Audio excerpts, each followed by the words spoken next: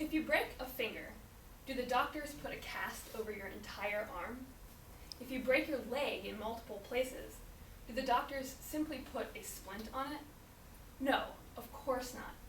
That's because although the overall problem is the same, a broken bone, the specific contexts of each break are different and require different approaches to fix them. The same is true with conserving the endangered Mexican long-nosed bat. Populations of these bats have been cut in half over the past 10 years, in part due to human harvest of agaves. You see, Mexican long-nosed bats rely on the nectar of agave flowers for food. However, people in Mexico also harvest agaves for many important products like tequila, and during harvest, the farmer cuts the flowering stalk off the plant. For the bats, this means no flowers, no food. To help solve this problem, bat conservationists in Mexico have developed a bat-friendly tequila label. To get this label, tequila producers set aside a small portion of their crop to flower for the bats and make tequila with the remaining portion. This sounds great. We get our tequila, and the bats still get their food. Unfortunately, it's not so simple.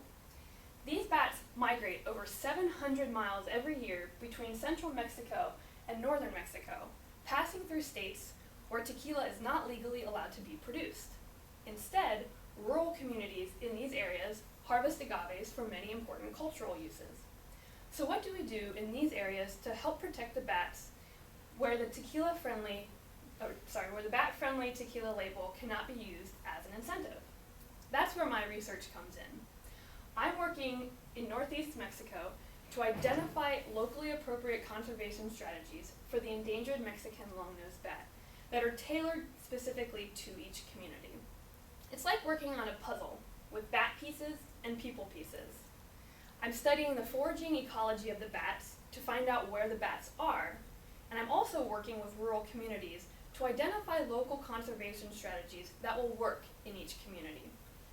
I spent this past summer interviewing community leaders and agave harvesters, and it turns out that the local contexts of each community are different in regards to agave management and use.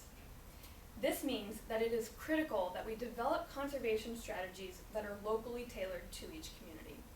And ultimately, that's what I'm trying to do, to help protect the bats by figuring out if we need casts or if we need splints.